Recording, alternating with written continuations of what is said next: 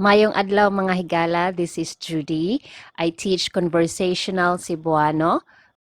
Mga higala, if you want to support your Maestra Judy and at the same time access all the lessons on our site, head over to Cebuano101.com and subscribe to our Members Access Plan.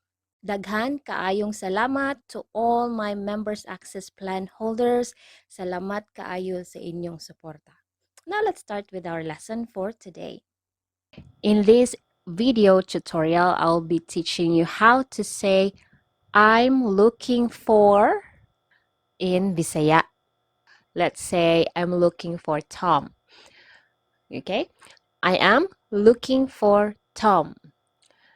Nangita ko ni Tom.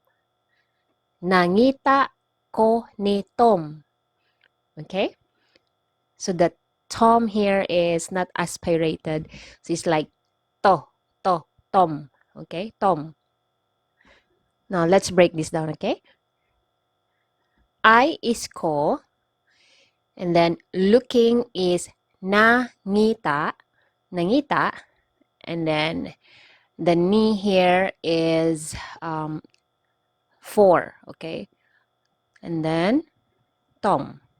You can put your name here or whoever you are looking for.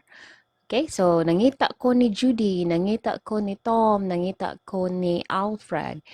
So just change the name here.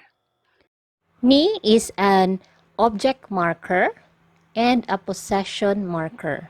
In this case, the ni here is an object marker. Our verb here is nangita. Our subject is ko. And then our object is Tom.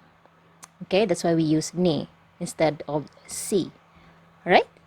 If you see a ni, okay, if you use ni, there should be a name after it. Mag-practice ta.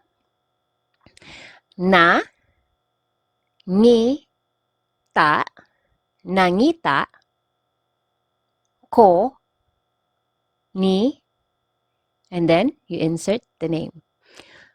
Nangita ko ni Tom. For example, Tom. Okay?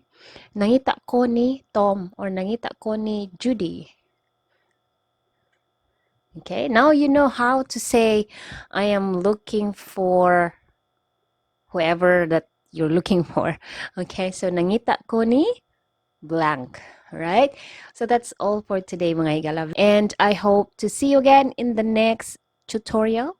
If you have any questions, I am just a chat away. So if I don't respond immediately, I will respond to you once I'm back at my desk. Okay? Don't be shy to chat. All right? I'll see you in the next one. Daghang salamat ug amping kanunay. Bye.